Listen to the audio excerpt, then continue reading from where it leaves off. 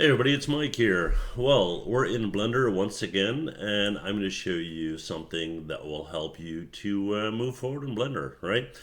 Now, if you come from Maya, then you might have a situation where you enjoy objects that show the gizmo, right? So if I click on, let's say, the move tool, you'll see I got the arrows, right? If I click on the rotate, you'll see this, and if I click on scale, you'll see this. But sometimes you just want to have all of them available at all times so you can just grab them whenever you need them. And you can do exactly that in Blender. Now, the way to do that is to check the seventh symbol from the right here, this one right here, and you're going to go and click on this little arrow, that one, right?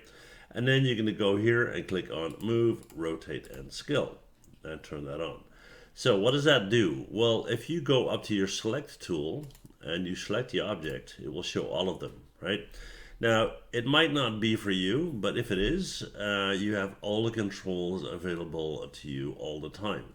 So I can move from this point, I can just rotate, and I can just scale, right? So I don't have to go and look for those tools first. Yeah, it's a time saver if you want, right? So that's what I wanted to share with you guys. It's short and sweet. If you like the video, do me a favor, hit that sub button, and I'll see you guys in the next one. Bye. Well, thanks for watching. And before you go, please hit that MH button to subscribe, okay? See you guys next time. Bye.